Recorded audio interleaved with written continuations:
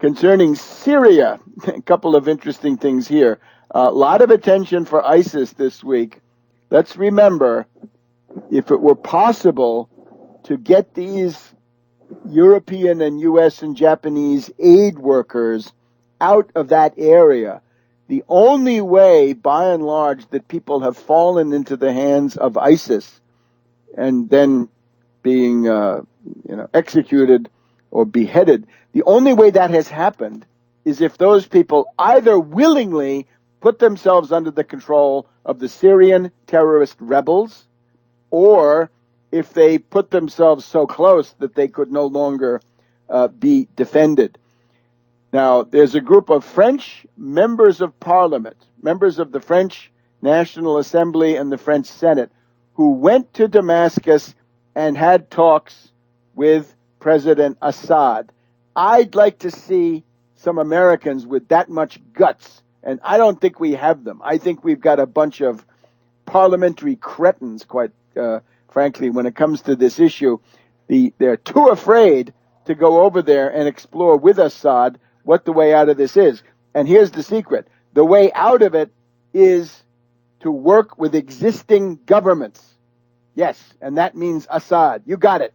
And all of those careers of the humanitarian bombers, the people like Ken Roth, I think it is, of Human Rights Watch, and the Amnesty International people, all these NGOs, the non-governmental organizations, are all massively invested in the idea of bombing Assad. That's what it comes down to. This is absolutely unacceptable. So we need to get some members of Congress with some guts.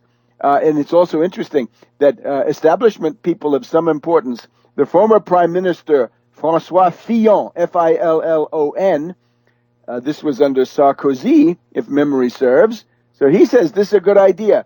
And Bernard Squarcini, he also says it's good to have these contacts. Yes, as Cardinal Richelieu once said, you should negotiate with everybody all the time as much as you can, and you will learn more. Now, we've also got the Fars news agency in Iran. I once visited their headquarters, very nice bunch of people. And the Fars news agency reports that British transport aircraft, British planes have been making airdrops of weapons and other strategic material to the ISIS terrorists.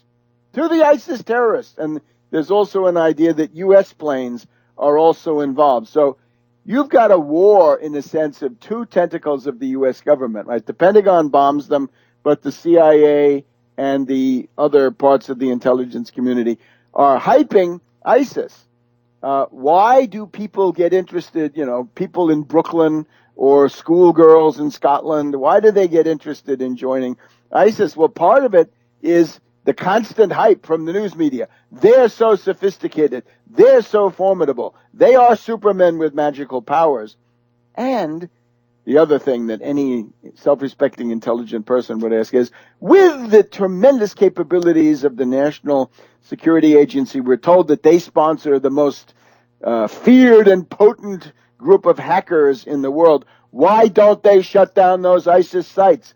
If the main weapon of ISIS is propaganda film that shows how cool and groovy and so forth it is to be part of ISIS, well, why not destroy those websites? That could be done in a few days. Why are you allowing these people to be recruited, right? You could easily justify that as a war measure. Now, we're of course looking forward here to Netanyahu coming next week, but perhaps even more on ISIS. One interesting opinion from David Sanger of the New York Times, not reliable on many issues, but one interesting thing is the films of the vandalism, literally vandalism, the ISIS patsies and crazies taking a sledgehammer to these statues of I guess it's the Gilgamesh period, or maybe Gilgamesh is a little bit earlier, but the Babylonian and related civilizations of Mesopotamia. Those are being attacked by ISIS. Why are they doing that? Why did they do so much? Is obviously, according to Sanger, in the U.S. intelligence community, there's the analysis that this is a provocation designed to goad the U.S. into overreaching, into self-destructive behavior, right? 150,000 men in the field. Well, it's not going to be that big because those resources don't even exist anymore. But in this sense, somebody like McCain is a precious ally to those ISIS people because he's saying, look, he's screaming, I'm ashamed of my country. I'm ashamed of my president and myself. We've got to attack. And of course, what he means is bomb Assad. So this week we've got RPAC, Reactionary Political Action Committee.